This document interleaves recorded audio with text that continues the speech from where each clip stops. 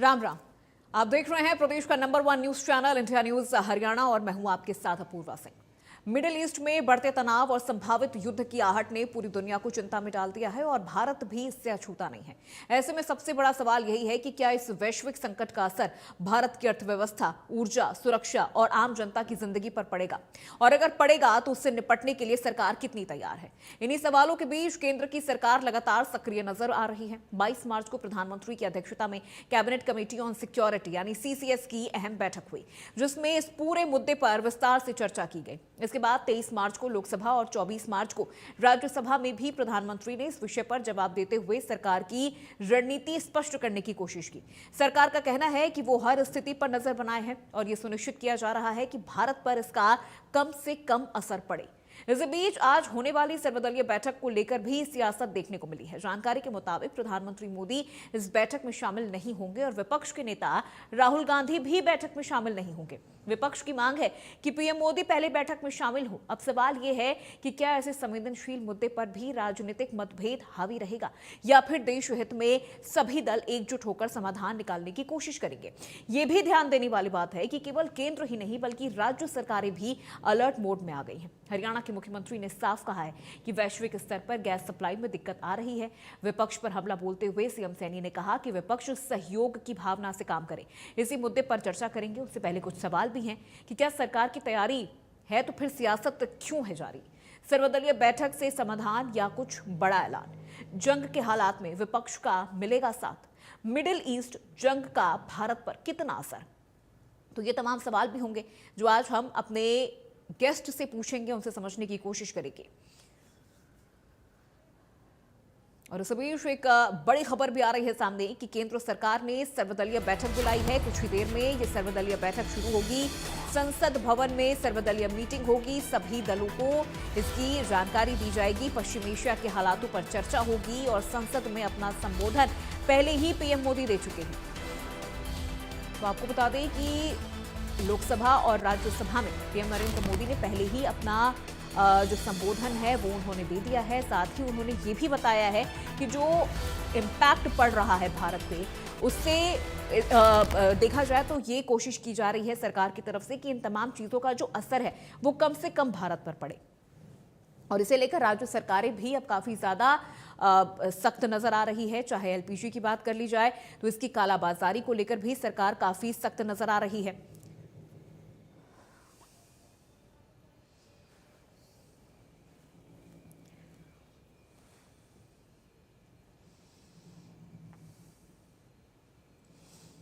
और इसी खबर पे ज्यादा बातचीत और ज्यादा जानकारी के साथ हमारे दो खास सहयोगी हमारे साथ लाइव जुड़ रहे हैं। दीपक शर्मा हमारे इनपुट हेड हमारे साथ लाइव जुड़ रहे हैं और चंडीगढ़ से हमारे सहयोगी साहिल रुखाया हमारे साथ लाइव जुड़ रहे हैं। सबसे पहले दीपक, मैं आपका रुख करना चाहूंगी। एक तरफ देखिए केंद्र सरकार इस चीज को एक्सेप्ट कर रही है, खुद पीएम नरेंद्र मोदी ने भी लोकसभा और राज्यसभा में इस चीज को एक्सेप्ट किया है कि मिडिल ईस्ट में जो जंग चल रही है उसका असर भारत पे है, लेकिन सरकार की कोशिश ये है कि उसका जो असर है वो कम से कम भारत की जनता पर पड़े। लेकिन विपक्ष है कि वो एक नैरेटिव सेट करने की कोशिश में लगी हुई है कि परेशानी सिर्फ भारत में है।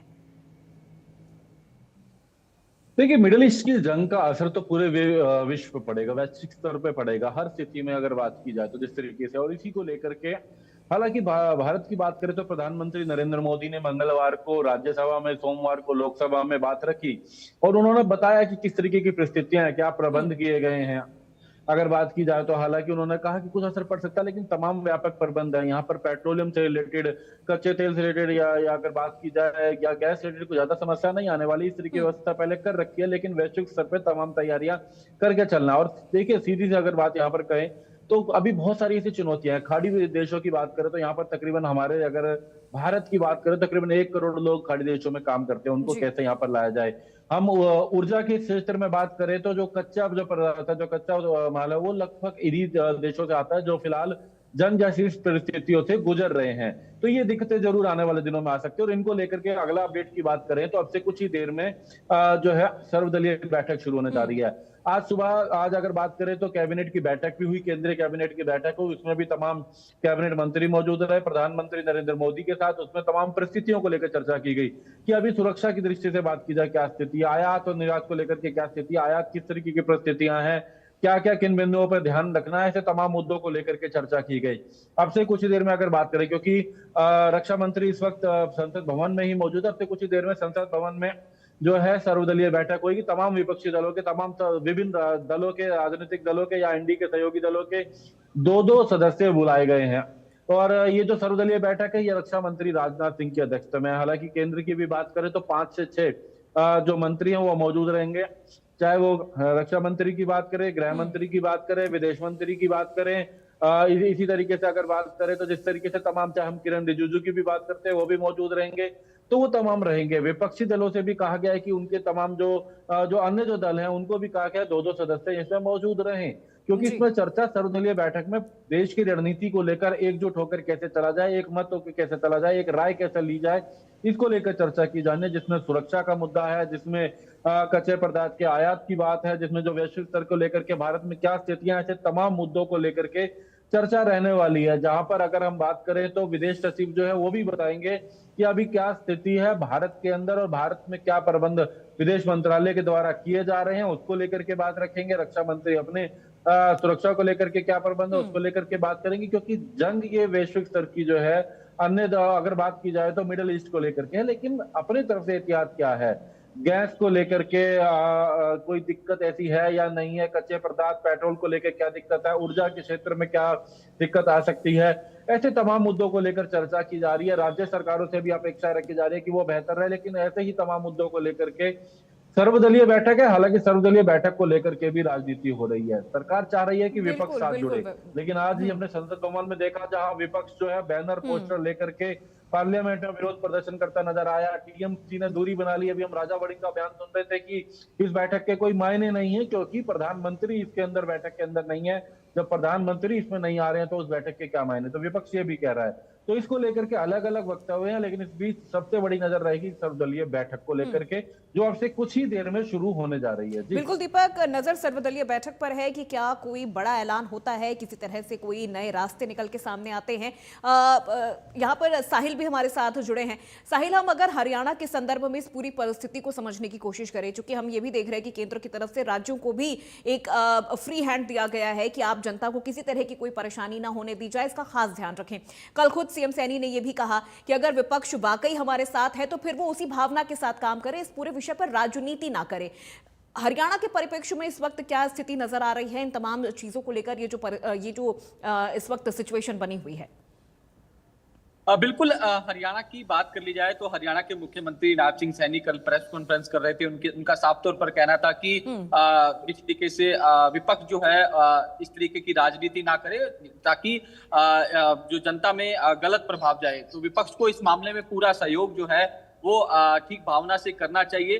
तो इसको लेकर मुख्यमंत्री नायब सिंह सैनी की ओर से प्रतिक्रिया दी गई। दूसरी बात, हरियाणा को लेकर उन्होंने जिक्र किया कि फिलहाल हरियाणा में ऐसी कोई परिस्थिति नहीं है, इस प्रकार का कोई क्राइसिस नहीं है कि जो है लोगों को दिक्कतों का सामना करे। हरियाणा सरकार पूरी तरीके से सख्त है, तो अगर कोई कालाबाजारी करता है तो उसके खिलाफ सख्त एक्शन लेने का काम किया गया। फिलहाल इस मामले में 9 एफआईआर दर्ज की गई है। जो भी कालाबाजारी कर रहा था एलपीजी को लेकर 9 एफआईआर दर्ज कर ली गई है। 825 सिलेंडर जब्त कर लिए गए और भी अलग अलग टीमों का गठन कर दिया। अगर किसी को एलपीजी की समस्या आती है तो इसको लेकर टोल फ्री नंबर जो है वो पूरे प्रदेश में अलग अलग इलाकों में जारी कर दिए गए हैं। आज सुबह ही हमारी खाद्य पूर्ति डिपार्टमेंट के जो मंत्री हैं राजेश नागर, उनसे बातचीत हुई तो उनका साफ तौर पर कहना है कि डे टू डे हमने रिपोर्ट जो है वो मांगी हुई है। डे टू डे तमाम अधिकारी हमें रिपोर्ट भी भेज रहे हैं और अधिकारियों को दिशा निर्देश दे दिए गए कि आप फील्ड में उतरिए और फील्ड में उतर के जो लोगों को दिक्कत या समस्या है तो उसके बारे में आप उसी वक्त जो है उसको टैकल करें, हैंडल करें और किसी प्रकार की कोई दिक्कत जो है वो नहीं आने दी जाएगी। और साथ ही साथ तमाम जो कंपनियां हैं, पेट्रोलियम कंपनियां हैं, उनको भी निर्देश दे दिए कि ज्यादा से ज्यादा उत्पादन जो है वो एलपीजी का किया जाए, ताकि किसी प्रकार की कोई दिक्कत जो है वो प्रदेश के लोगों को ना देखने को मिले।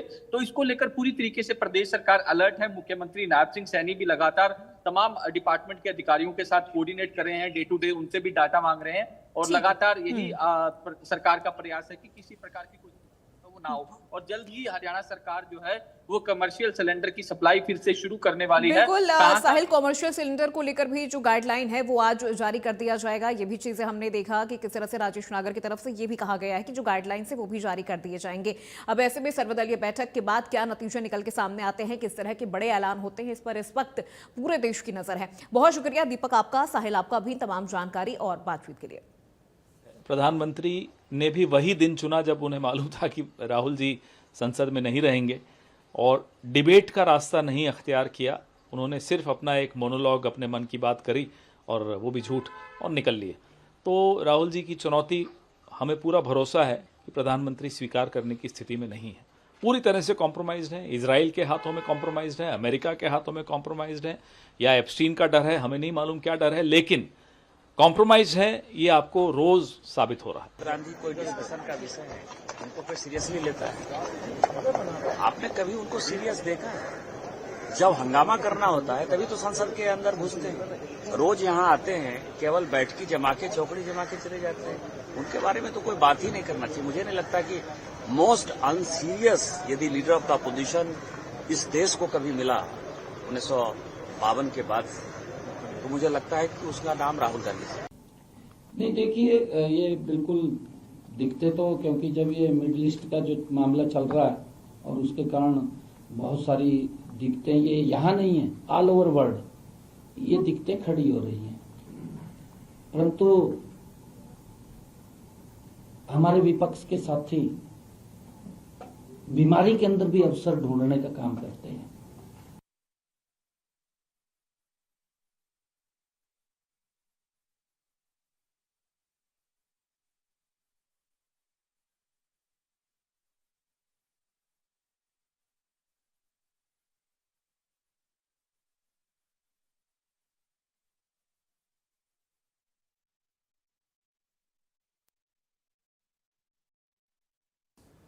तो मिडिल ईस्ट संकट पर आज ये सर्वदलीय बैठक होने वाली है, और सर्वदलीय बैठक को लेकर लगातार हम आपको जानकारी भी दे रहे हैं, और आज की चर्चा भी इसी सर्वदलीय बैठक को लेकर हम करने वाले हैं। कुछ खास मेहमान हमारे साथ इस चर्चा में जुड़ रहे हैं, एक एक करके पहले उनसे आपका परिचय करवा देते हैं। राजबीर रोहिला जी हमारे साथ जुड़ गए हैं, प्रवक्ता है बीजेपी पार्टी से।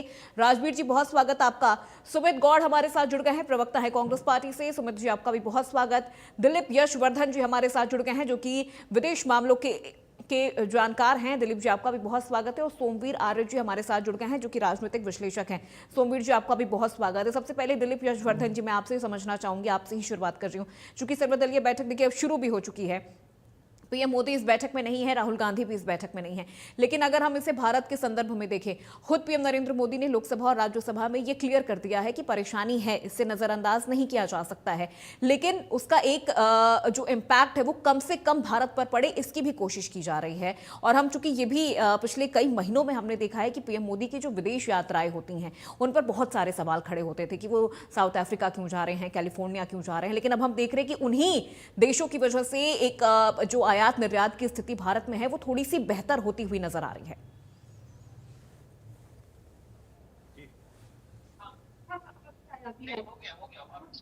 आपका सवाल क्या है?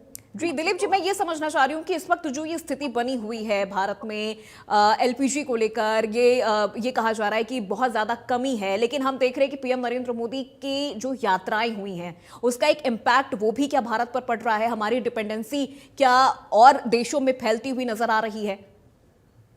देखिए, दो अलग अलग चीजें हैं। एक तो जो क्राइसिस एट प्रेजेंट है, इस क्राइसिस का फर्क तो भारत के साथ साथ पूरी दुनिया पे पड़ रहा है, क्योंकि जो कुछ चीजें हैं, जो बेसिक नेसेसिटीज हैं, उनकी सप्लाईज गल्फ कंट्री से ही आती है। वो एलपीजी ले लीजिए, पेट्रोलियम ले लीजिए, सारी चीजें हैं। तो जाहिर सी बात है कि अगर वहां पर युद्ध का माहौल बना हुआ है, सप्लाई रुकी हुई है, तो उसका फर्क इंडिया पे पड़ेगा ही पड़ेगा। लेकिन उसके बावजूद भी देखिए कि अभी भारत के ऊपर उतना फर्क नहीं पड़ा है, और मुझे लगता है कि भारत सरकार ने अल्टरनेटिव कंट्रीज से भी बात कर रखी है कि हमारे यहाँ कोई क्राइसिस ना होने पाए, और उन्हीं सारी चीजों पर प्लान आउट करने के लिए आज सर्वदलीय बैठक बुलाई गई है। अपोजिशन बुराई कर रहा है सत्ता की, वो उसका राजनीतिक अधिकार है, लेकिन अपोजिशन के पास क्या सलूशन है जी। सर्वदलीय बैठक बुलाने का ऑब्जेक्ट यही होता है कि जो अपोजिशन है वो अपोजिशन भी अपनी राय दे, क्योंकि ये देश का मुद्दा नहीं, ये पूरे देश का मुद्दा है, ये राजनीतिक मुद्दा नहीं है। अगर यहाँ पर गैस की क्राइसिस होगी तो वो कांग्रेस के लोगों को भी होगी, भाजपा के लोगों को भी होगी और बाकी पार्टी के लोगों की भी होगी। तो ये एक ऐसी यूनिवर्सल प्रॉब्लम है जिससे इफेक्ट इस देश का नागरिक होगा, और उस देश के नागरिकों की समस्या सुलझाने की जिम्मेदारी जो नागरिकों के प्रतिनिधित्व कर रहे हैं लोग संसद में बैठ करके, वो किसी भी पार्टी के हों, उनकी पूरी जिम्मेदारी बनती है। तो वो अपनी जिम्मेदारी का निर्वहन आज कैसे करते हैं, क्या कॉन्क्रीट सोल्यूशन लेकर के आते हैं, ये बहुत बड़ा सवाल होगा। सिर्फ बुराई करने से काम नहीं चलेगा, और देश पर संकट है, और अगर युद्ध की स्थिति यही बनी रही तो आने वाले समय में संकट और बढ़ेगा। जैसे कि पीएम मोदी ने परसों अपने भाषण में कहा था कि गैस की जो क्वांटिटी है वो 14.5 किलो से घटा करके 10 किलो तक कर दी जाएगी। कॉमर्शियल्स पर रोक लगाई गई है, डोमेस्टिक पर धीरे धीरे सप्लाई क्राइसिस आ रही है।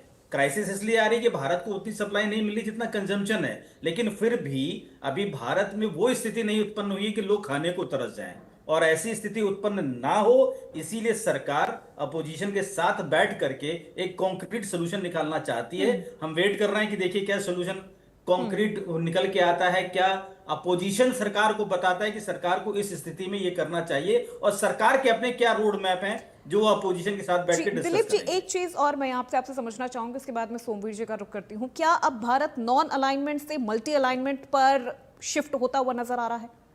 करना पड़ेगा और करना भी चाहिए। देखिए, जो विदेश की यात्राओं पे आपने सवाल किया था मोदी जी की, तो जो विदेश यात्राएं हुई हैं उनसे कहीं ना कहीं मैत्री रिलेशंस तो बढ़े हैं, और आज अगर भारत के ऊपर कोई संकट है और उस संकट की पूर्ति ईरान से नहीं हो पा रही है, या जहां जहां युद्ध चल रहा है वहां से नहीं हो पा रही है, और उसकी पूर्ति करने के लिए जो दूसरे देश हैं वो सक्षम हैं, या इस क्राइसिस के माहौल में भारत को वो सपोर्ट दे सकते हैं, तो उस मैत्री संबंधों का अब भारत को फायदा मिलेगा। अगर आप एकदम से किसी से मदद मांगने जाएंगे तो कोई आपकी मदद नहीं करेगा। आप 4 बार किसी से बिना वजह मिलने जाएंगे और 5वीं बार मदद मांगेंगे तो वो मदद करेगा, ये चाहे व्यक्तिगत बात कर लीजिए और चाहे दो देशों की जो डिप्लोमेटिक पॉलिसी होती है उसको लेकर के बात कर लीजिए। तो जाहिर सी बात है कि विदेश यात्राएं किसी न किसी डिप्लोमेटिक रीजन से हो रही थी, उनका फायदा अब हो सकता है भारत को मिले। बिल्कुल दिलीप जी, चूंकि हम यही चर्चा बार बार कर रहे हैं और इसी को लेकर लगातार विपक्ष भी काफी हमलावर रहा है। सोमवीर आर्य जी, विपक्ष लगातार पीएम नरेंद्र मोदी की इस विदेश यात्राओं को लेकर काफी हमलावर रहा है कि वो तो कहीं भी घूमने चले जा रहे हैं, बिना बुलाए बिना इन्विटेशन के वो कहीं भी चले जा रहे हैं। लेकिन जैसा भी दिलीप जी कह रहे थे कि उन चीजों का एक पॉजिटिव असर अब हमें देखने को मिल रहा है। आप भी इससे एग्री करते हैं? और आज की जो सर्वदलीय बैठक है, पीएम मोदी का उसमें ना होना और राहुल गांधी का भी उसमें ना होना, ये चीजें क्या बता रही हैं? अपूर्वा जी, सभी को नमस्कार। मैं ये कहना चाह रहा हूँ कि ये जो सर्वदलीय बैठक है, ये आजादी जब से मिली, जब से डेमोक्रेटिक सिस्टम हमारा शुरू हुआ, ये लोकतंत्र के बहुत खूबसूरत एक कड़ी है।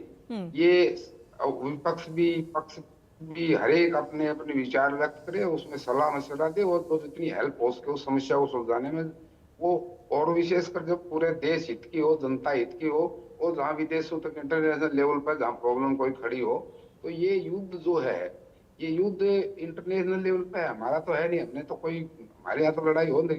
तो इसके अंदर सर्वदलीय बैठक में तो क्या वो कर ही रहे हैं, वो बड़े लर्निड लोग हैं, विपक्ष में भी हैं, सरकार में भी हैं। तो इसमें ये है कि सबसे पहले तो बड़ी प्रॉब्लम, सबसे बड़ी जो समस्या है प्रत्यक्ष, वो हमारे सामने है। गल्फ कंट्रीज में हमारे करीब 1 करोड़ रुपए एस्टिमेटेड अंदाज 1 करोड़ लोग रहते हैं। सबसे पहले तो उनकी जान माल का जो है ना बचाव करना, उनको सुरक्षित घर लाना, उसमें 3-4 लाख करीब आ भी चुके हैं। तो सबसे पहला काम तो वो है, क्योंकि वहां पे हमारी देश की एक जो वेलफेयर स्टेट गवर्नमेंट होती है लोकतंत्र के हिसाब से, तो हमारे देश की सुरक्षा, अनाज और नागरिकों का जरूरी है। तो सबसे पहला प्रिलिमिनरी काम मेरे हिसाब से है कि उन लोगों को सुरक्षित करें, चाहे वहां है तो भी सुरक्षित करें या उनको लाने की कोशिश करें जितना भी पॉसिबल हो, जितने भी लोग आ सके। सबसे पहला काम तो ये है। दूसरा, अब आप गैस और ये इन पे आ जाइए। इन पे पूर्वा जी, हमारा मोटे तौर से मोर देन 50% आयात होता है, बाहर से आता है हमारा, कतर से जिसमें से कतर से 40% आता है। कतर जो है वो कतर में स्टेट ऑफ हॉर्मोज है, इसमें इसके थ्रू आता है ये फॉल्स रजिस्टर। तो ये जो वहां से आता, तो वहां अगर कोई प्रॉब्लम होती है तो हमारे यहाँ बहुत बड़ा क्राइसिस आ जाएगा। अदरवाइज अभी तक वहां से नॉर्मल आ रही है गैस की, वो भी है। तेल की ज्यादा प्रॉब्लम नहीं है, तेल की तो 60-65 दिन के लिए स्टॉक है, तब तक शायद भगवान करे हो ही जाए। सबसे बड़ी गैस की प्रॉब्लम है जो आज ढाबे पे, होटल पे या वो दूसरे जो संस्थान है, फिर कल घरेलू भी समस्या खड़ी हो जाएगी, रोटी को तो लोगों को खाना बनाने में दिक्कत आएगी। अभी नहीं है, अभी कोई ज्यादा बड़ी क्राइसिस नहीं कर सकते। समस्या है लाइनों में लोग इसलिए लगते हैं, हमारे इंडियन लोगों का थोड़ा सा है भी, कोई चीज खत्म होती है तो फटाफट लाइन में एडवांस कर लो। बाकी इतनी कोई बड़ी समस्या नहीं है अभी तक, ये जो है वो करे। इसके साथ साथ पहले से थोड़ी हमने आयात को भी बढ़ाया है। पहले कई देशों से आती थी हमारे पास गैस एलपीजी, अब जो है वो 41-41 देशों से आती है। बिल्कुल सोमवीर जी, चूंकि हम ये चीज देख रहे हैं कि भारत ने जो अपनी डिपेंडेंसी है उन चीजों को सिर्फ एक ही देश तक या फिर गल्फ कंट्रीज तक ही सिर्फ डिपेंड नहीं रखा है। भारत के और भी कई देशों के साथ जो संबंध है वो बहुत अच्छे बन रहे हैं। और हम ये भी देख रहे हैं कि कई ऐसी कंट्रीज है जहां तो लॉकडाउन जैसी सिचुएशन हो गई है, लेकिन भारत अभी फिर भी बहुत सारी चीजों से अछूता है, इम्पैक्ट पड़ रहा है भारत पर। लेकिन इन चीजों से हम नकार नहीं सकते हैं कि भारत की जो एक विदेश नीति है, भारत की जो डिप्लोमेसी है, वो बहुत ही ज्यादा बेहतर निकल के सामने आ रही है। राजवीर जी, मैं आपका रुख करती हूँ, उसके बाद में सीधे सुमित जी का रुख करती हूँ। बहुत ही अच्छी है मेरे हिसाब से, मैं जो कहना चाह रहा हूँ, बहुत ही अच्छी रणनीति है, विदेश की नीति है हमारी। देखिए, पेट्रोल जो डीजल और तेल की समस्या है उसको हमने लॉन्ग रन में काफी कुछ किया है पिछले 10-15 साल में। वो लॉन्ग रन में इलेक्ट्रिक ट्रेन को इलेक्ट्रिक किया, गुड्स ट्रेन को इलेक्ट्रिक किया है, और दूसरे जो है सीएनजी को ज्यादा वो बढ़ावा दिया है। ठीक है, इलेक्ट्रिक का ट्रांसपोर्टेशन बिल्कुल सोमवीर जी, मैं आऊंगी आपके पास। ठीक है सर, मैं आऊंगी आपके पास। एक एक रिएक्शन हमारे दोनों प्रवक्ताओं से भी ले लेते हैं। राजवीर रोहिला जी, आज सर्वदलीय बैठक है, लेकिन विपक्ष इस पे भी हमलावर है। विपक्ष कह रहा है कि ये तो सिर्फ एक राजनीतिक मुद्दा इसे बना दिया गया है, जबकि ये जो बैठक है वो इसलिए बुलाई गई है कि इन तमाम समस्याओं का एक समाधान निकाला जा सके, सभी दल एक साथ बैठ के एक जगह पर बैठ के चर्चा करें और इस पूरी समस्या को कैसे इससे निपटाया जाए, इन चीजों को लेकर बातचीत करें। लेकिन विपक्ष यहां पर भी कह रहा है कि इसे पॉलिटिकल इशू बना दिया गया है। पूर्वा जी नमस्ते, प्रवक्ता साथियों को और आपके दर्शकों को और एक्सपर्ट को मेरी राम राम।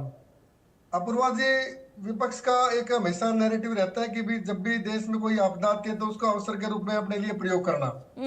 और ये जो युद्ध की स्थिति है ये हमने तो लाई नहीं है, ये भारत ने नहीं लाई है। ये कॉन्फ्लिक्ट अलग है उनका अपना एक, तो लेकिन उसका इफेक्ट भारत के अलावा सारी दुनिया में हो रहा है। सभी जो देश है जो इफेक्टेड है, 40 से लेकर 60% तक उनके जो पेट्रोलियम पदार्थ उनके रेट बढ़ गए हैं। लेकिन भारत में तो अभी तक स्थिति काबू में है सारी। और जो भारत सरकार ने जो अपने एफर्ट्स लगाए, जो काम किए हैं या जो प्रयास किए हैं, भाई ये भारत से ज्यादा कम से कम इफेक्ट रहे, तो वो एक रणनीति है भारत की, हमेशा रहने वाली है। और उसी के लिए आज ये सर्वदलीय बैठक बुलाई गई है, जिसमें राहुल गांधी जी तो है नहीं, केरला गए हुए वो तो, क्योंकि उन्होंने तो टीवी में बोला कि मैं तो रहने वाला हूं नहीं। तो वो जो भारत सरकार ने जो काम किए, अब तक जो प्रयास किए हैं, उनको बताने के लिए आज ये सर्वदलीय बैठक थी और एक कंक्रीट एक समाधान निकले। सभी जो पक्ष है, सभी स्टेक होल्डर है भारत के, वो जो कोई भी पार्टी है मान लीजिए, तो सबको बुलाया गया। उसमें देखो भाई उसमें क्या निकलता है। लेकिन प्रधानमंत्री जी ने पहले भी कहा और कल भी कहा उन्होंने, भारत आज ये उभरता हुआ भारत है और इसने लगातार इन चीजों पे काम किया है। और तभी तो हमें रेट बढ़ाने की आवश्यकता नहीं है। हमारे पास स्टॉक है जो 63 लाख मीट्रिक टन था, उसको 53 लाख मीट्रिक टन था, उसको 63 लाख किया जा रहा है। अलग अलग जो ऑयल कंपनियां उनके अपने बयान आ रही है। और जो रही गैस की बात है, तो गैस में भी कहीं कोई दिक्कत नहीं है।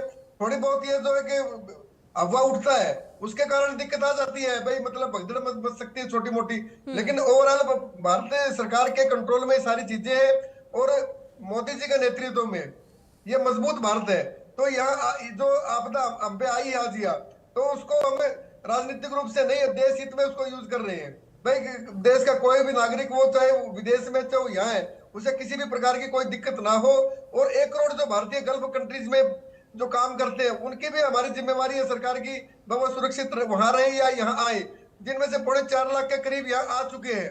तो ये आज एक अच्छी शुरुआत है ये सरकार ने की है। लेकिन सवाल ये उठ रहा है राजवीर जी, सवाल पीएम नरेंद्र मोदी के अनुपस्थिति को लेकर सवाल उठ रहा है कि पीएम ने वो दिन चुना। अभी आपने पवन खेड़ा जी को भी सुना होगा, वो ये कह रहे कि पीएम मोदी ने तो वो दिन चुना जब उनको पता है कि आज राहुल गांधी जी भी नहीं है।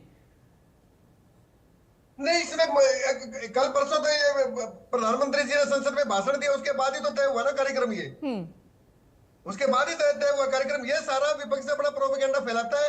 आज देश में संकट है नहीं अभी, लेकिन संकट की स्थिति न आ जाए इसके लिए प्रयास हो रहा है। इसके लिए सर्वदलीय बैठक बुलाई गई है और हर एक स्टेक होल्डर के अपने विचार लिए जाएंगे और सरकार ने जो अब तक किया वो बताया जाएगा और उसमें से जो बीच में से जो निकलेगा उसको देश के सामने रखा जाएगा। रोड मैप तो है इसका। अब जो ऑयल कंपनियां वो भी बार बार स्टेटमेंट दे रही है अपनी, भाई हमारे पास कोई दिक्कत नहीं है, ऑयल की खाद की कोई दिक्कत नहीं है, लेकिन आगे दिक्कत ना आ जाए क्योंकि इस युद्ध का कोई भरोसा नहीं है कितने दिन चलेगा ये। लेकिन उन्हीं परिस्थितियों को देखते हुए प्रधानमंत्री जी ने जो हमने 41 जो स्टेट जो देशों के से हमने संबंध बढ़ाए हैं वो संबंध अभी काम आ रहे हैं हमारे। जो रूस से हमें सस्ता तेल मिल रहा है या अन्य देशों से जो हमें सुविधाएं मिल रही है तो देश के लिए मिल रही है वो, तो देश के लिए जो मोदी जी ने। ठीक है राजवीर जी, मैं आऊंगी आपके पास। ठीक है, मैं आऊंगी। सुमित गौड़ जी से भी एक रिएक्शन ले लेते हैं आज की सर्वदलीय बैठक को लेकर। सुमित गौड़ जी, आज सर्वदलीय बैठक होने वाली है लेकिन विपक्ष उसे भी एक पॉलिटिकल इशू बना रहा है।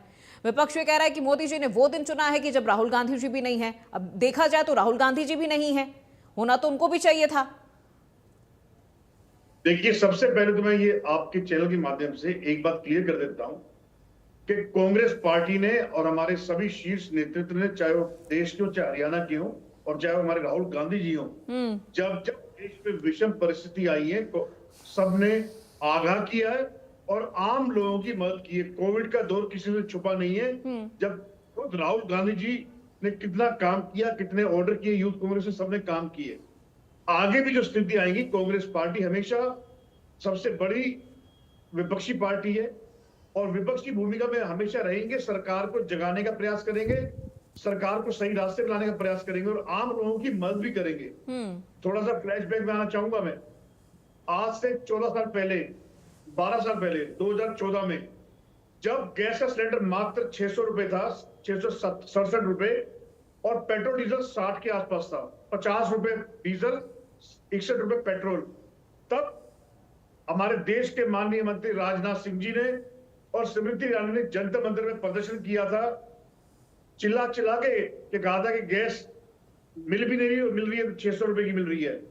आज ये वही बीजेपी सरकार है जिसके राज में अभी से नहीं, पिछले 5 साल में सिलेंडर 900 के आसपास मिल रहा है। सब्सिडी बंद करने वाली बीजेपी सरकार है। और एक और बात जो हमारे प्रवक्ता बताना भूल गए, ये वो अभागी सरकार है, ये वो पनौती की सरकार है जिसने पिछले 12 साल में इस देश में एक भी नई रिफाइनरी, इस देश में एक भी नया स्टोरेज टैंक नहीं बनाया। हाँ, प्राइवेट प्लेयर्स की बात मत करना, जो प्राइवेट, हमें बात कर रहा हूं जो बड़े मार्केट वाले इंडियन ऑयल, HPCL, BPCL, उनके लिए कोई भी नया रिफाइनरी, नए स्टोरेज टैंक नहीं बनाए गए। प्राइवेट वाले are of no use of ours. Secondly, ये वो बीजेपी सरकार है जो सिलेंडर पे सरेंडर हो चुकी है। अभी राजवीर सिंह जी ने कहा लाइन नहीं, कोई दिक्कत नहीं है।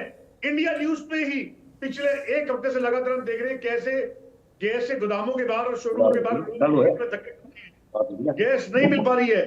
ये वो बीजेपी अभागी सरकार है, सिलेंडर वाली सरकार है।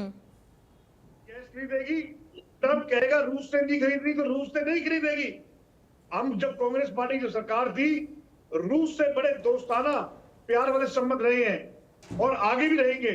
लेकिन बीजेपी सरकार के हमारे माननीय प्रधानमंत्री, 56 इंच के सीने वाले हमारे सम्मानित प्रधानमंत्री जी ने ट्रंप के इशारे पे चलते ही जो कहेगा वो डील कर रहे हैं।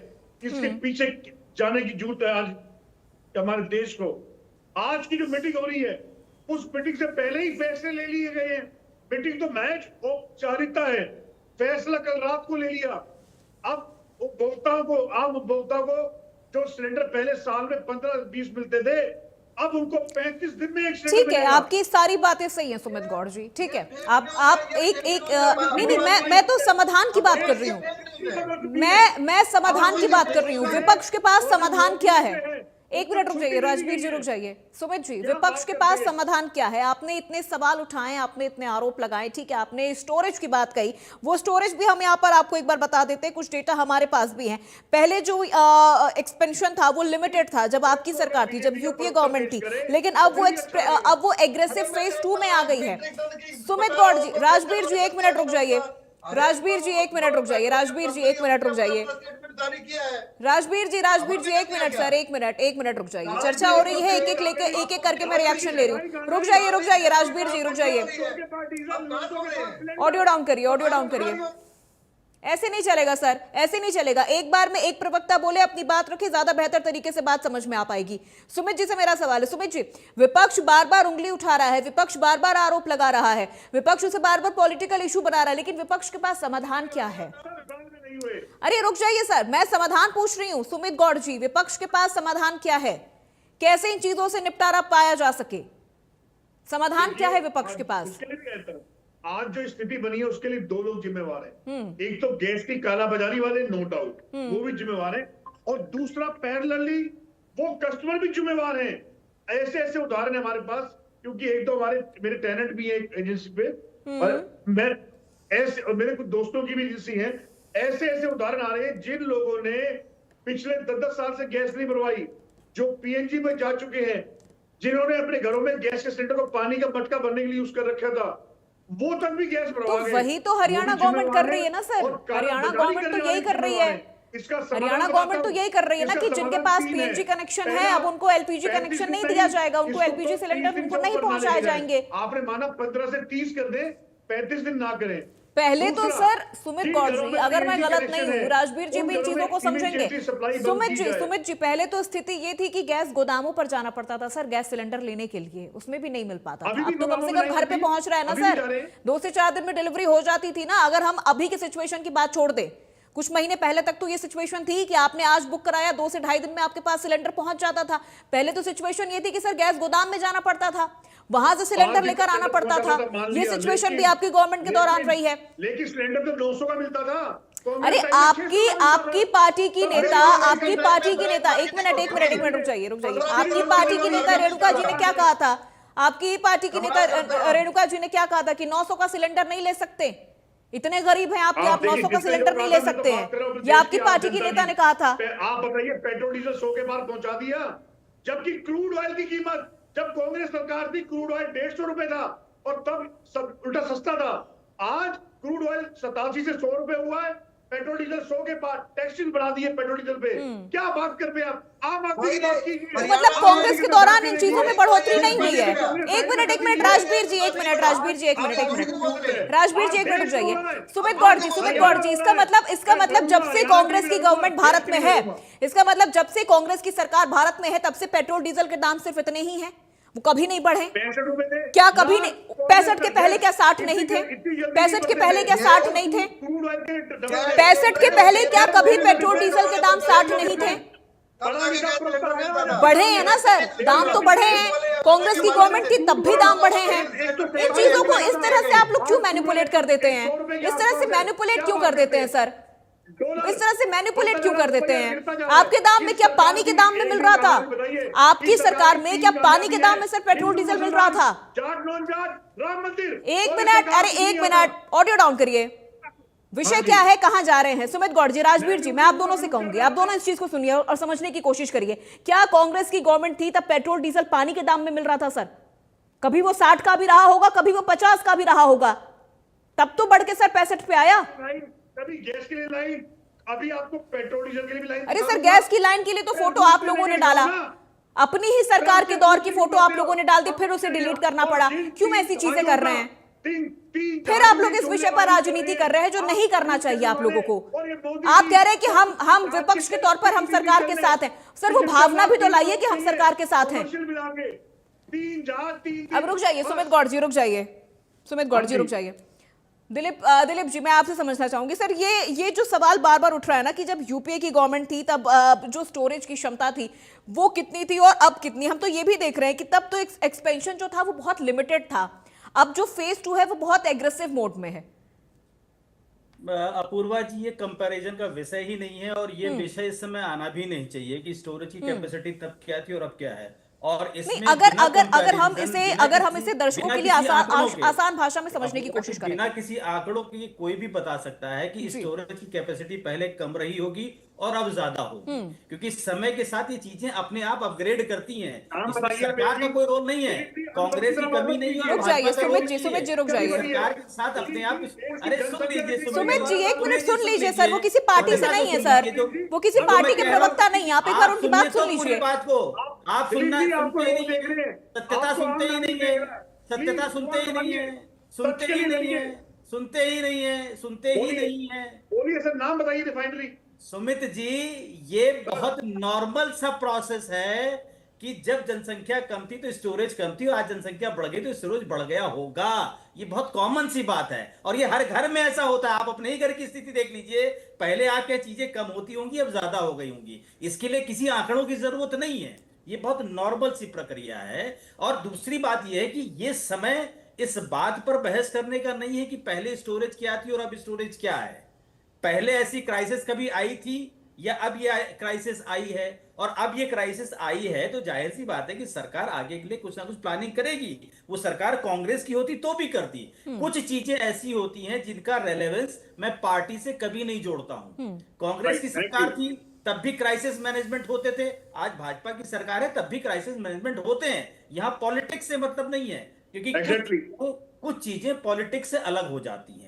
इसलिए ये सवाल उठाना कि साहब हमारे समय में स्टोरेज ज्यादा थी, आज कम है, पहले ऐसा था, आज ये है, ये कंपैरिजन का समय और विषय दोनों ही नहीं है।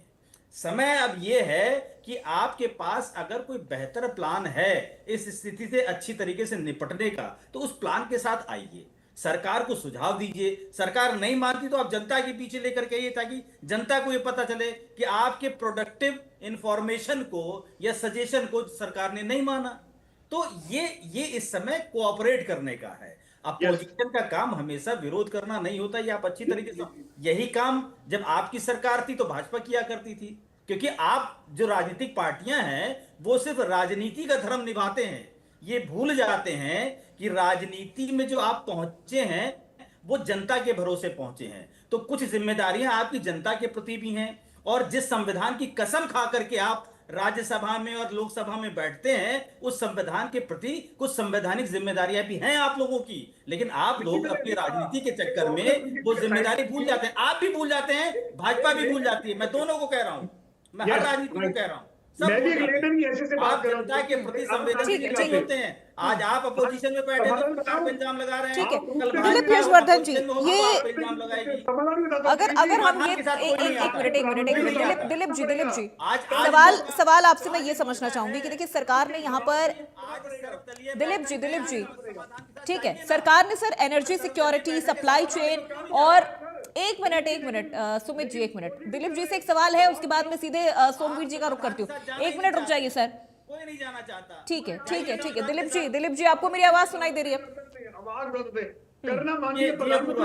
ठीक है दिलीप जी, सवाल मेरा यहाँ पर ये है कि सरकार ने देखिए सर एनर्जी सिक्योरिटी को भी लेकर काम किया है, सप्लाई चेन और इकोनॉमी को भी लेकर काम किया है, तो ये जो चीजें हैं, ये जो कदम है, ये प्रोएक्टिव डिप्लोमेसी का संकेत दे रही है। हम इसे आसान शब्दों में अगर समझने की कोशिश करें तो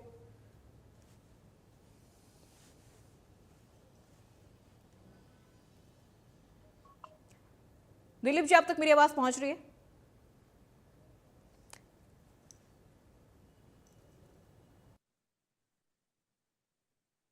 से मैं ये चीज समझना चाहूंगी, सोमवीर जी, पीएम नरेंद्र मोदी कह रहे हैं कि हमें टीम इंडिया की तरह काम करने की जरूरत है। इस वक्त टीम इंडिया में पक्ष भी है, टीम इंडिया में विपक्ष भी है, लेकिन ये जो एक नैरेटिव बनाया जा रहा है विपक्ष की तरफ से, ये कहा जा रहा है कि यहाँ पर ये चीजें एक पॉलिटिकल इशू इसे बना दिया गया है, ये बोला गया है कि हम साथ हैं, लेकिन वो भावना नजर नहीं आ रही है कि हम वाकई इस वक्त सरकार के साथ हैं। मैडम, आपकी बात बिल्कुल ठीक है। कांग्रेस पार्टी पूरी तरह से इस मामले में बीजेपी के साथ देगी थोड़ा सा हम लोगों को, अगर हम लोग मीडिया में या हम लोग प्रदर्शन नहीं करेंगे, हमारा कोशिश क्या रहती है कि विपक्ष कोई भी हो, विपक्ष की कोशिश ये रहती है कि सरकार थोड़ा सा और फास्ट एक्शन ले, सरकार और ज्यादा अवेयर हो, गंभीर हो। तो जो ही हम कर रहे हैं, हम कोई पाप नहीं कर रहे, हम नहीं, ठीक है सुमित जी, मैं ये चीज समझ रही हूँ। विपक्ष है, विपक्ष आईना होता है सरकार का, और विपक्ष का आवाज उठाना उतना ही जरूरी होता है जितनी, अगर सरकार जितनी मजबूत है तो मुझे तो लगता है विपक्ष का उससे दुगना मजबूत होना जरूरी है। सोमवीर जी, ये चीज मैं आपसे समझूंगी। सर, टीम इंडिया वाला जो अप्रोच लगातार पीएम मोदी की तरफ से कहा जा रहा है, आपको लग रहा है कि आज की सर्वदलीय बैठक में वो अप्रोच दिखेगा टीम इंडिया वाला? बिल्कुल बिल्कुल सुमित जी मैं आऊंगी आपके पास। सवाल मेरा सोमवीर जी से है। जी सोमवीर जी।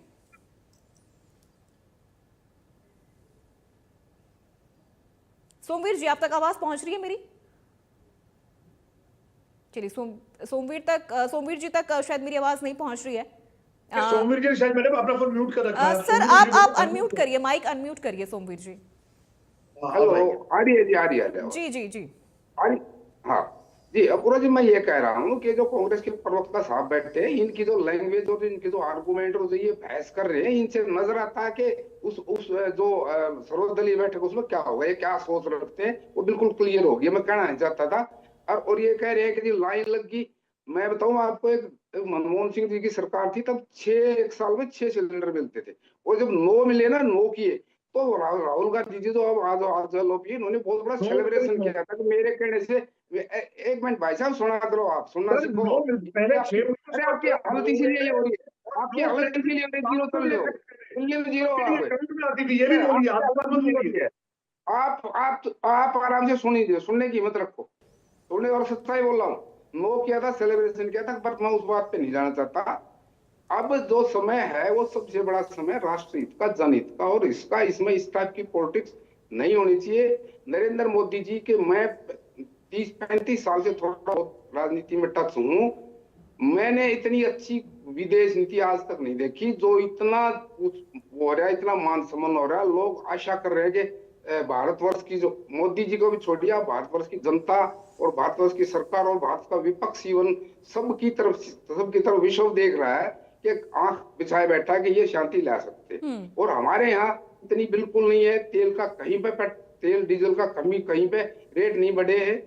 ऑस्ट्रेलिया में बढ़ा, चाइना में बढ़ा, हर देश में बढ़ा, परसेंटेज किसी बालक से भी। हमारे देश में इतना क्राइसिस नहीं हो। जहां तक घरेलू गैस की और एलपीजी की बात है, एलपीजी 60% हमारी आयात होती है, 40% कतर से, और कतर जो है ना हॉर्मोज के थ्रू आती है। वहां पे अभी तक नॉर्मल से थोड़ा सा कम है, थोड़ी सी अब नॉर्मल है, वहां से जहाजें आ रही हैं। और ये जहाजें सिर्फ जिस टाइम ईरान ने ये कहा कि हमारे जो खिलाफ है और उनके लाइन के पास हम बिल्कुल नहीं भेजेंगे, सिर्फ रशिया चाइना, उस टाइम भी भारतवर्ष के 2 जहाज आए थे। ये मोदी जी की ही रणनीति है, मोदी जी की ही फॉरेन पॉलिसी थी, जिसकी वजह से आए। और जितनी भी शांति हो रही है, जितने भी लोग हैं, आज हमारे यहाँ कुछ नहीं हो रहा। मुसलमान भाई कल ईद था, ईद पढ़ रहे थे, हम होली मना रहे थे। दूसरे देशों में क्या हालत, आप जाके देखिए, जिनमें युद्ध नहीं है उनमें जाके देखिए। तो यहाँ पे ऐसा कुछ क्राइसिस नहीं है, कमी है, हर चीज की होती है। ये चीज हमने पहले ही फेस करनी पड़ेगी, फेस करनी चाहिए। और मोदी जी की सरकार ने 10-15 साल से इन्होंने भी शुरू किया था, मैं किसी पार्टी क्रिटिसाइज नहीं करता, इन्होंने पेट्रोल डीजल की डिपेंडेंसी कम की है, इलेक्ट्रिक किया है, इधर से गैस का वो किया है, इलेक्ट्रिक की गाड़ियां चलाई हैं, हाईवेज बनाए, उससे भी कंज्यूम कम। ठीक है, बिल्कुल सोमवीर आर्य जी, देखिए ये चीजें थोड़ी सी समझने की जरूरत है कि चाहे गवर्नमेंट किसी की भी होती है, अगर ये स्थिति आज होती, अगर कांग्रेस सत्ता में होती तो वाकई बीजेपी भी इस तरह से सवाल उठाती। बीजेपी सत्ता में है तो कांग्रेस सवाल उठा रही है। सवाल लेकिन यहाँ पर ये है कि इस तमाम समस्याओं का हल क्या है। राजवीर जी, मैं आपसे समझूंगी, अगर हम अब हरियाणा के परिदृश्य में अगर इन चीजों को हम समझने की कोशिश करें, केंद्र की ओर से तो ये साफ तौर पर कह दिया गया है कि दिक्कत है, इसमें कोई दो राय वाली स्थिति नहीं है, दिक्कत है। लेकिन हम बार बार हरियाणा में ये स्थिति देख रहे हैं कि सरकार काफी ज्यादा एक्टिव मोड पर काम कर रही है। सीएम सैनी लगातार बैठकें कर रहे हैं। कालाबाजारी को लेकर माफ कीजिएगा, ये भी कहा जा रहा है कि जो स्थिति है, कालाबाजारी जो लोग कर रहे हैं उनके खिलाफ लगातार कार्रवाई भी की जा रही है, कई FIR भी दर्ज हुए हैं। अपूर्वा जी, हरियाणा सरकार नायब सैनी जी के नेतृत्व में बिल्कुल अडिग है और स्थिति पर पूरी नजर बनाए हुए है। और हर जिला लेवल पर एक कमेटी बनाई गई है डीएफओ के मतलब उसमें मार्गदर्शन में, उसमें कुछ मेंबर्स लिए गए हैं। भाई कहीं भी अगर किसी को सप्लाई में दिक्कत आती है तो आप हमें संपर्क करें। जो फूड सप्लाई इंस्पेक्टर है वो लगातार मॉनिटरिंग कर रहे हैं। और मैं इस भाई को मैं बता दूं, मैं बिल्कुल सफेदों के गांव से आता हूं। मैं कोई वीआईपी नहीं हूं, मैं कोई बड़े शहर में नहीं रहता। हर जगह विपक्ष की बात को नजरअंदाज करना भी तो जरूरी नहीं है। तो सफेदों जो सप्लाई है वहां का जो डीलर है तो उसके पास फोन किया तो उसने ये बोला भाई 3 दिन में आपके गांव में सप्लाई आएगी। वो 3 दिन में नहीं आई, चौथे दिन आई। वो जो गोदाम के सामने जो लोग भीड़ लगाते हैं वो उन लोगों की भीड़ को खत्म करने के लिए गांव में सप्लाई दी जा रही है, वार्डों में सप्लाई दी जा रही है। और ये तथ्य है, अगर आप कहते हो तो मैं डिटेल भी भेज दूंगा। तो सरकार ने पैनिक ना ले, सरकार ने एक पहला बात ये बोली है पैनिक ना ले, समय है, ये चला जाएगा, लेकिन हमें इसमें मजबूत रहना है। तो जो सरकार ने गाइडलाइन दी है उनका पालन किया जा रहा है। और जो 25 दिन की जो डी लगाई है, क्योंकि 45 दिन की डी नहीं, 35 दिन की डी नहीं थी, 25 दिन की डी है। वो पहले 21 दिन की थी, 25 दिन की कर दी, पर 4 दिन बढ़ाए हैं। और सरकार ने इसलिए बढ़ाए भाई महीना 100 महीना तो सिलेंडर चल जाए। लेकिन राजवीर जी सवाल ये है कि हर बार एक मिनट सुमित जी एक मिनट राजवीर जी हर बार विपक्ष की बात को नजरअंदाज करना भी हल तो नहीं है ना इस समस्या का। मेरे एक मिनट सर, एक मिनट रुक जाइए। आम जनता की बात करो। ऐसे ही तेल का 1 रुपया हरियाणा में नहीं बढ़ा, लेकिन वो एक स्पेशल तेल होता है उसका 4 रुपए बढ़ाए हैं, जो कुछ लोग यूज करते हैं उसका। लेकिन जो मैक्सिमम किसान मजदूर या जो आम आदमी जो यूज करता है उसका 1 रुपया भी नहीं बढ़ा उसका। ये मैं आपको दावे से कह रहा हूँ यहाँ। ठीक है, आप अपनी बारी में बोलना। मैं तो बोल रहा हूँ आप सच बोले ना, आप अपनी बारी में बोलना। अभी आप अपनी बारी में बोलना, आप अपनी बारी में बोलना। हमें कोई दिक्कत नहीं, हमें उस पैसे से कोई दिक्कत नहीं है। आप तो सरकार ने लगातार जनता के भी संपर्क में और मुख्यमंत्री जी भी लगातार सरकार जनता में संदेश दे रहे हैं भाई आप लोगों को टेंशन लेने की जरूरत नहीं। आपके लिए नायब सैनी बैठे हैं, नरेंद्र मोदी बैठा है। विपक्ष को दिक्कत ये है कि हम लोग क्राइसिस से निकल जाते हैं, आपदा को अवसर के रूप में बदलते हैं। जैसे कोविड आया था, कोविड से हम कैसे बेहतर होकर निकले। आज हमारी जीडीपी आप देख लीजिए कितनी है, प्रति व्यक्ति जो आय है हरियाणा की वो पूरे देश में सबसे ज्यादा है। तो ये छोटी बात नहीं है। हरियाणा बिल्कुल मजबूती से साथ दे रहा है देश का और अपने चूंकि देखिए वक्त की भी कमी है, ज्यादा वक्त नहीं है मेरे पास, तो मैं क्लोजिंग कमेंट भी लेना चाहूंगी सभी मेहमानों से। सबसे पहले सोमवीर आर्य जी, मैं ये सर आपसे समझना चाहूंगी कि ये जो स्थिति इस वक्त भारत में, अच्छा ठीक है सुमित जी, आपसे एक क्लोजिंग कमेंट की मैं शुरुआत कर रही हूँ। पॉलिटिकल जो डिवीजन इस वक्त हमें दिखाई दे रहा है, जबकि जरूरत भारत में इस वक्त पॉलिटिकल यूनिटी की है सर। वो चीजें दिखनी चाहिए, क्योंकि ये किसी पार्टी की परेशानी नहीं है। अगर लाइन में लगेगा तो कांग्रेस का भी जो फॉलोवर है वो भी लगेगा, बीजेपी का फॉलोवर भी लगेगा। देखिए मैम, मैं आपके ये न्यूज के माध्यम से आपके माध्यम से आपको बस स्पष्ट करने जा रहा हूँ। कांग्रेस पार्टी के चाहे वो हमारे शीर्ष नेतृत्व हो, चाहे हरियाणा के नेता हो, चाहे हमारे माननीय देश के नेता राहुल गांधी जी हो, कांग्रेस पार्टी सबसे बड़ा विपक्षी दल है। कांग्रेस पार्टी का इस मुश्किल घड़ी में बीजेपी को पूरा सहयोग मिलेगा, लेकिन हम साथ साथ जनता की तकलीफ को दुख तकलीफ उठाने का कार्य कभी करेंगे। ठीक है ताकि स्पीड का प्रोसेस फास्ट हो। सेकेंडली, ठीक है सर, चाहे वो कोविड का विपक्ष साथ में है, विपक्ष साथ में है, तो वो भावना भी नजर आनी चाहिए। ठीक है, चलते चलते सोमवीर आर्य जी सर, फटाफट 10 सेकंड में आपका क्लोजिंग कमेंट। वो पॉलिटिकल यूनिटी आपको नजर आ रही है? ठीक है रुक जाइए सुमित जी रुक जाइए। सोमवीर जी से सवाल है, सोमवीर जी से ठीक है सोमवीर जी। आजकल लोग भी जमाखोरी में लगे हुए हैं। चलिए ठीक है सर, देखिए वक्त इतनी इजाजत दे रहा है, इस चर्चा को यहीं पर समाप्त करना होगा। हमारे सभी मेहमानों का, हमारे चारों मेहमानों का हमारे साथ इस चर्चा में जुड़ने के लिए बहुत शुक्रिया, बहुत धन्यवाद। तो देखिए इस वक्त पॉलिटिकल डिवीजन हमें नजर नहीं आना चाहिए, इस वक्त पॉलिटिकल यूनिटी देखनी चाहिए, क्योंकि आज जो ये सर्वदलीय बैठक हो रही है इसके बाद क्या नतीजे निकलकर सामने आते हैं उस पर सबकी निगाहें इस वक्त टिकी हुई हैं। चूंकि पीएम मोदी इस बैठक में नहीं है और राहुल गांधी भी इस बैठक में नहीं है, तो उसको लेकर भी काफी सारे सवाल जवाब हो रहे हैं। लेकिन बार बार यही कहा जा रहा है कि विपक्ष भी अगर सरकार के साथ है तो उस भावना के साथ रहे, क्योंकि ये मुद्दा किसी पॉलिटिकल पार्टी का नहीं है, ये मुद्दा पूरे भारत देश का है। और भारत की जो डिप्लोमेसी है, भारत की विदेश नीति ट्विटर, फेसबुक या फिर एसी केबिन में बैठ के नहीं बनाई जाती है। इस पर बहुत सारी चीजें, बहुत सारी मेहनत, बहुत दिनों के जो प्रयास है वो लगते हैं और वो इंपैक्ट कहीं ना कहीं हमें पॉजिटिवली नजर आ रहा है। तो फिलहाल आज की इस चर्चा में मेरे साथ बस इतना ही। प्रदेश की तमाम खबरों के लिए आप देखते रहिए